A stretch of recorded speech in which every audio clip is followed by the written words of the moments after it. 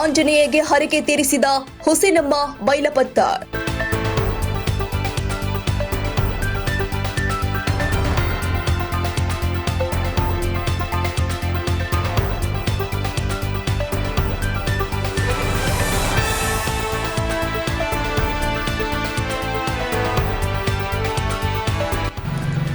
ಸಾಮಾಜಿಕ ಹೋರಾಟಗಾರ ಉಮೇಶ್ ಕೆ ಮುದ್ನಾಳ್ ಅವರು ಕಳೆದ ದಿನಗಳ ಹಿಂದಷ್ಟೇ ಬೆಂಗಳೂರು ಆಸ್ಪತ್ರೆಯಲ್ಲಿ ಚಿಕಿತ್ಸೆ ಪಡಿತಾ ಇರುವ ಸುದ್ದಿ ಕೇಳಿದ ಹುಸೇನಮ್ಮ ಬೈಲಪತ್ತಾರ್ ಅವರು ಗಂಗಾನಗರದ ಬಯಲು ಆಂಜನೇಯ ದೇವರಲ್ಲಿ ಉಮೇಶ್ ಮುದ್ನಾಳ್ ಅವರು ಆದಷ್ಟು ಬೇಗ ಗುಣಮುಖರಾಗಲಿ ಎಂದು ಬೇಡಿಕೊಂಡ ಎಲೆ ಪೂಜೆ ಸಲ್ಲಿಸಿ ಹರಕೆಯನ್ನ ತೀರಿಸಿದ್ದಾರೆ.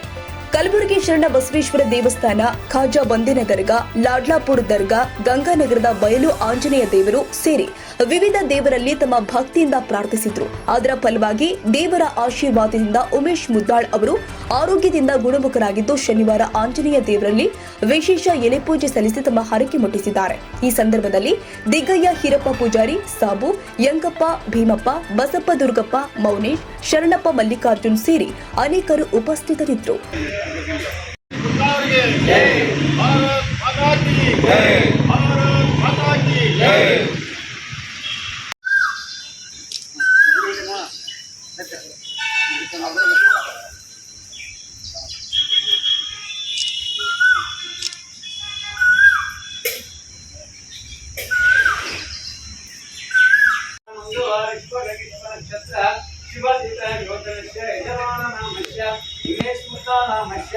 सह कुटुंबानां क्षेम धैर्य विजय अभय आरोग्य ऐश्वर्य